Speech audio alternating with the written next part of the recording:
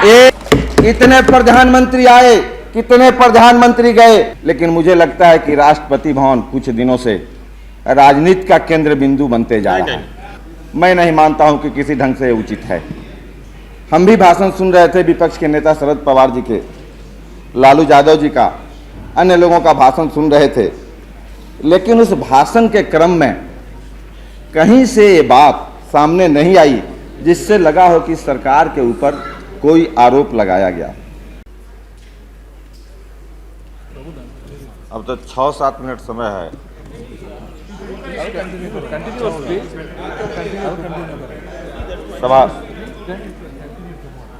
सभापति जी,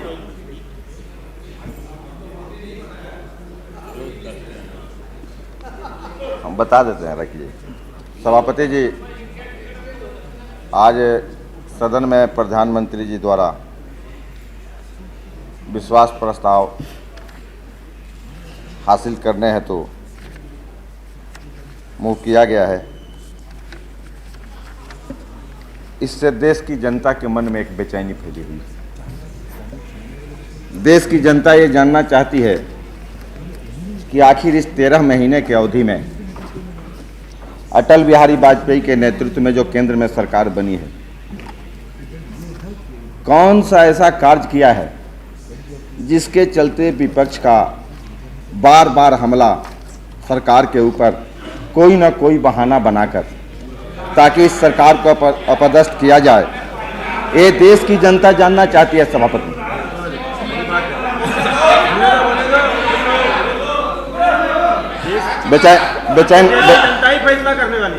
बेचैन होने की जरूरत नहीं, हम बता रहे हैं। देश की जनता आज टीवी पर सदन में सभी दल के नेताओं के भाषण को भी सुन रही है। हम भी भाषण सुन रहे थे विपक्ष के नेता शरद पवार जी के, लालू यादव जी का, अन्य लोगों का भाषण सुन रहे थे, लेकिन उस भाषण के क्रम में कहीं से ये बात सामने नहीं आई जिससे लगा हो कि सरकार के ऊपर कोई आरोप लगाया गया। देश के जनता के मन में जो बेचैनी है, सदन के माध्यम से समाधान नहीं किया जा रहा है।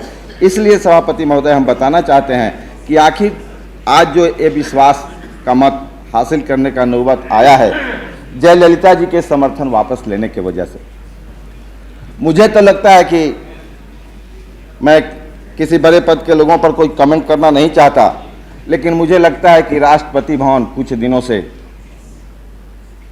राजनीति का केंद्र बिंदु बनते जा रहा है। मैं कुछ नहीं कर रहा। नहीं, ये बात प्रोसीडिंग में नहीं जाएगी।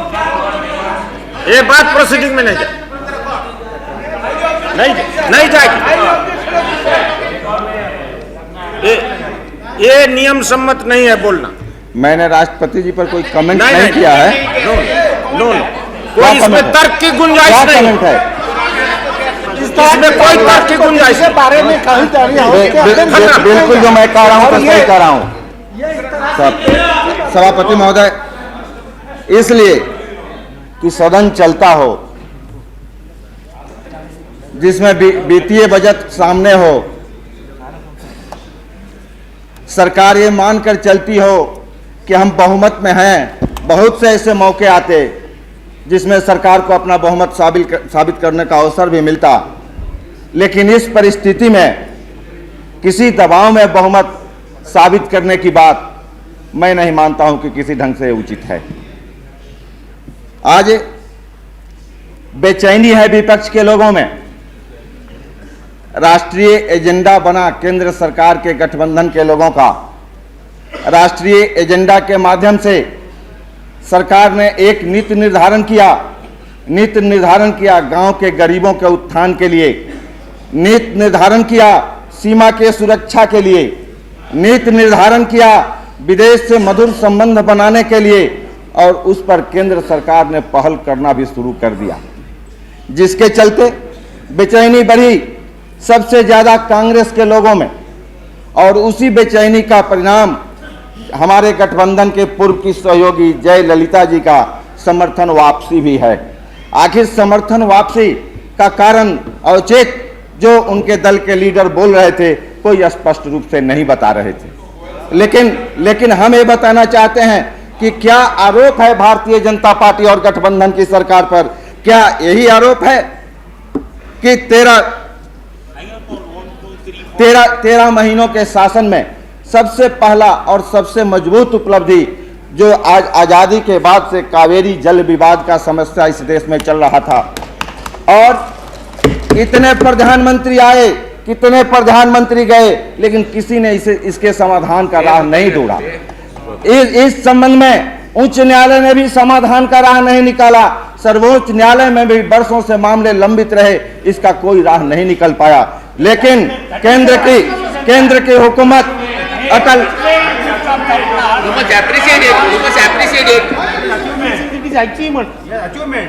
अटल बिहारी वाजपेयी के नेतृत्व में जो केंद्र में सरकार बनी, इतने दिनों के इस विवाद को अपने कुशल नेतृत्व का परिचय देते हुए समाधान करके देश की जनता को यह हुकूमत ने बता दिया कि हम में सरकार चलाने की क्षमता है, हम में विवाद को समाप्त करने की क्षमता है।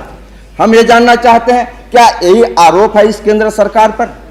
पोखरण में जो बम विस्फोट हुआ, उस समय भी विपक्ष के लोग बहुत हाय तौबा मचा रहे थे। आखिर क्यों? हाय तौबा का कारण क्या था?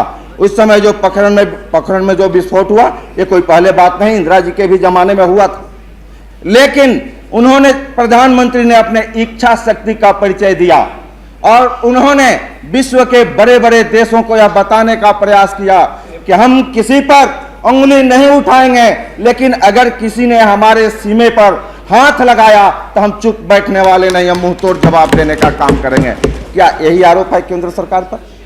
हम ये जानना चाहते हैं कि प्रधानमंत्री जी गए पाकिस्तान बस पर चढ़कर, एक जाने के पहले लोगों के मन में तरह तरह की शंका थी, लोग कह रहे थे कि एक केंद्र सरकार का ड्रामा है।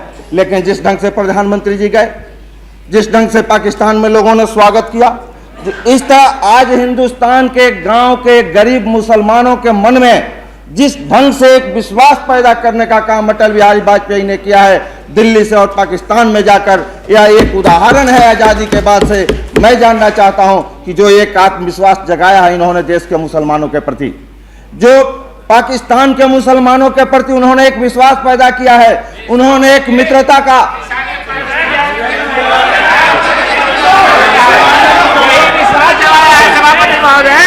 निशाने पाकिस्तान में गए थे प्रधानमंत्री, उसको धुलवा दिया गया है, इनके आने के बाद उसको पवित्र किया गया है। यही इनका स्वागत हुआ है। सेना के किसी विंग ने बीच में सैल्यूट नहीं किया कि नहीं देता हूँ, यही क्या है, यही प्रतिष्ठा बढ़ाई है। शर्म नहीं आती है आप लोगों को? लाज नहीं लगता है? शर्म नहीं आती है? नहीं करते सभापति जी, ईल्ड नहीं किए, जाने पाकिस्तान पर गए थे, उसको धुलवा के पवित्र किया गया है आने के बाद। यही नहीं किया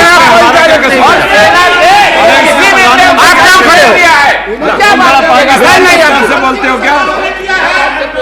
तुम पाकिस्तान की तरफ से बोल रहे हो क्या? धुलवा के किया गया जाके, इसमें प्रधानमंत्री का क्या दोष है?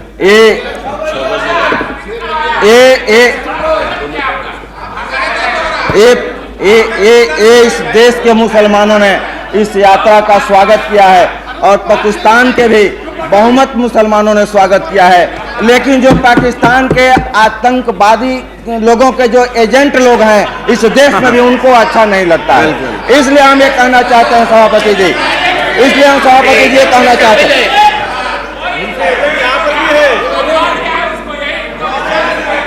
इसलिए हम ये कहना चाहते हैं कि क्या ये जो उन्होंने मित्र प्रभातखबर.com, विश्वास वही, रफ्तार नहीं।